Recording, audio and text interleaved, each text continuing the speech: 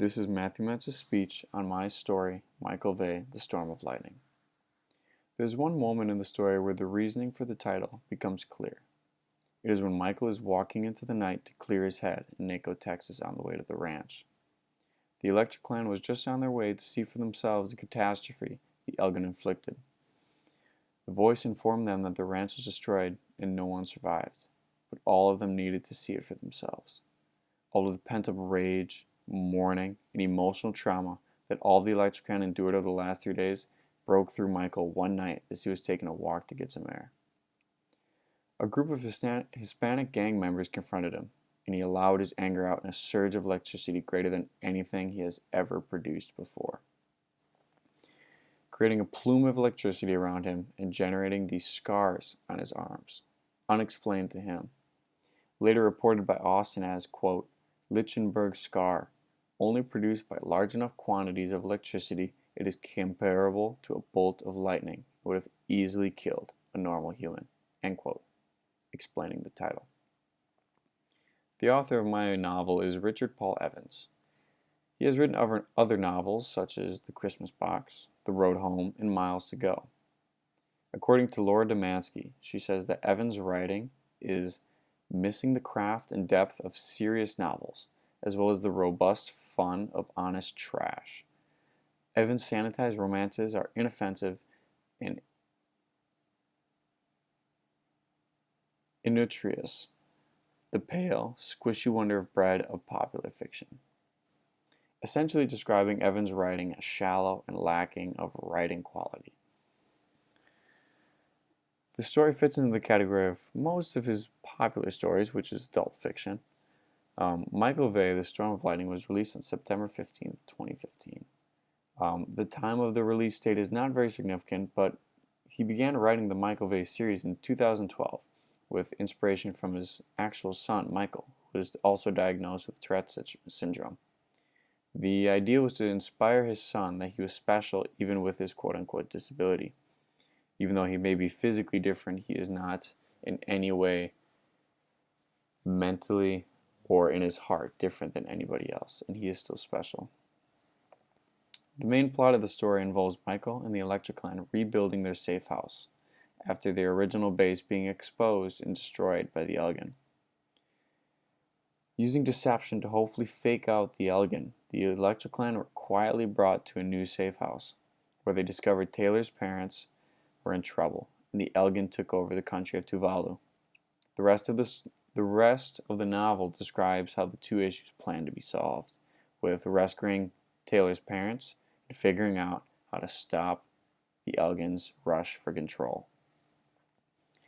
The setting throughout the story occurs in multiple different regions of the world, mainly in the United States, Utah, where their second base is located, Mexico, where the Electric Clan had to travel through in order to get to the original ranch, and the country of Tuvalu in the middle of the South Pacific Ocean, where the Elgin have been taking control.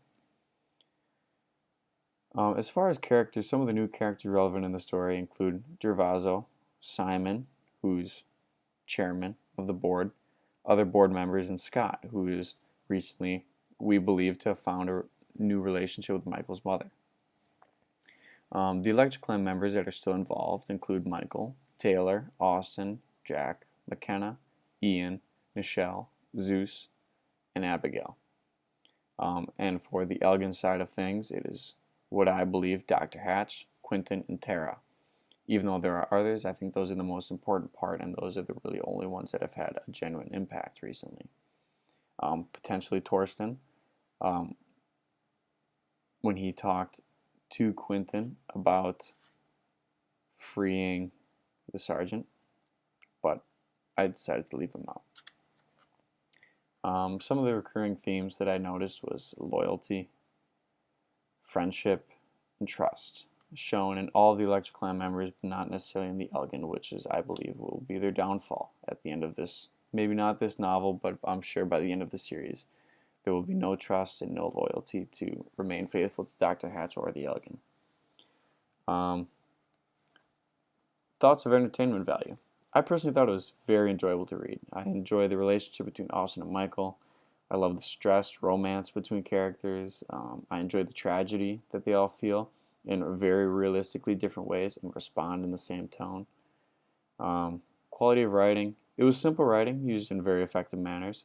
Your vocab did not need to be superb to understand this, and for most readers there were no themes that would blow over an adult reader.